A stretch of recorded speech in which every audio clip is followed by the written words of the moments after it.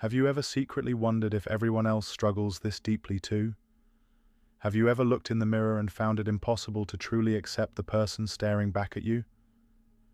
You're not alone, and this goes far deeper than you might realize.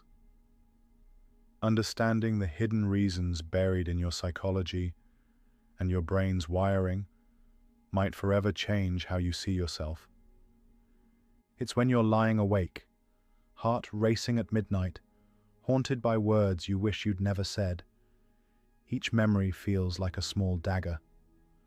One criticism from years ago feels sharper than any compliment you received yesterday. You might smile outwardly, but inside there's always that relentless whisper, "Not good enough. I'll never be good enough." It's lonely, isn't it?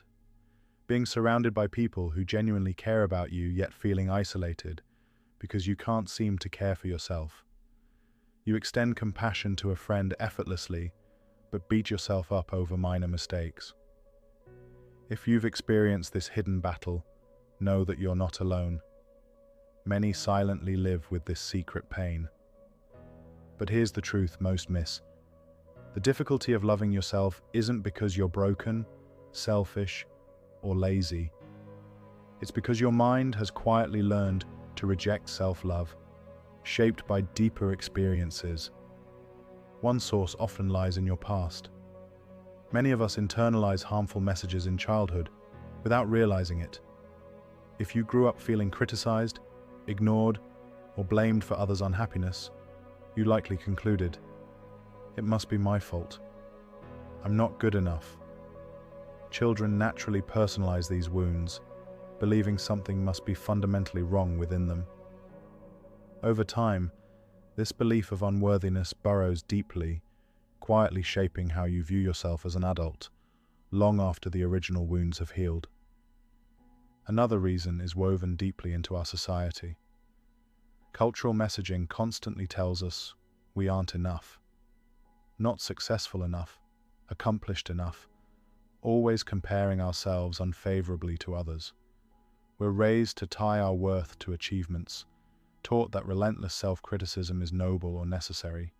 Compassion toward ourselves begins to feel weak or even selfish. But what if this relentless self-criticism isn't strength but a misunderstood form of self-protection? Perhaps the most powerful reason lies in your brain's own survival programming, its negativity bias. Evolution trained your brain to vividly remember negative experiences more than positive ones to avoid danger. Today, this survival skill makes you cling to criticisms while compliments vanish unnoticed. Your brain is like Velcro for negativity and Teflon for positivity, creating cycles of doubt, anxiety, and self-criticism. But here's the surprising truth your brain doesn't want you to know. Your harsh inner critic thinks it's saving your life. This self-criticism activates your brain's threat defense system, preparing you for danger, even though the threat now comes from within.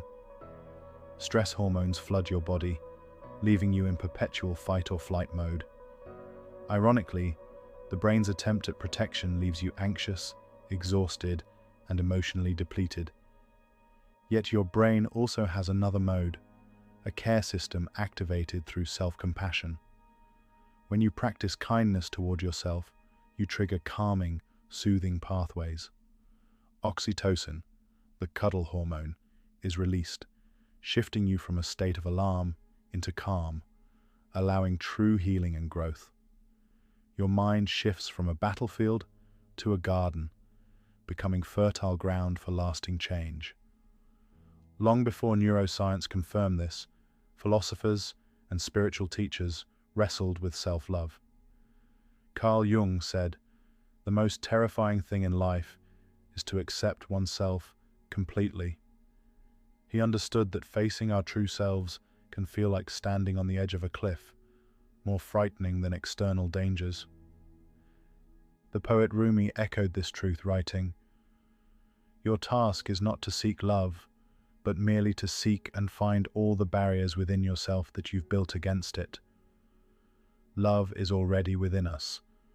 Our real work is identifying and gently dismantling these internal barriers, walls built from perfectionism, shame, and self-criticism. These walls protect, but also isolate, shielding you from pain, but also from genuine connection and peace. Have you ever asked yourself, why am I kinder to strangers than I am to myself? The ancient Greeks urged us, know thyself, recognizing self-awareness as the foundation of wisdom. You're not weak or selfish for struggling with self-love. You're courageously confronting a universal human challenge shared by thinkers throughout history. Maybe you've spent years mistaking self-criticism for strength. But what if real strength was choosing kindness, even toward yourself? Your inner critic isn't your enemy. It began as a protector, trying to keep you safe from external criticism and disappointment.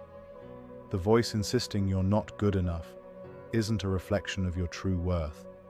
It's a distorted echo of old pain. Here's a small habit to carry forward. Every time you criticize yourself, ask one simple question. Would I speak this way to someone I love? Try it today, even once, and watch your relationship with yourself slowly begin to shift. You're not a lost cause. You're someone who learned to seek safety in self-criticism when what you truly needed was safety and compassion. You're not your harshest labels. You're the survivor, the adapter, the person still hoping for love. Now is your moment to gently dismantle these barriers. Right now, gently say to yourself, I am worthy of my own love. It might feel strange at first, but these words unlock a door long shut. Each forgiving breath you take is a step through that door, leading you home, to yourself. You're not the enemy you believed you needed to conquer. You're the friend who has patiently waited for your kindness. The hardest person to love is often yourself. But that means your love, when given inward, holds incredible power. It transforms how you experience every moment. You are worthy, just as you are. Turn the key, open the door, and step gently into the light of your own compassion and understanding. Your home.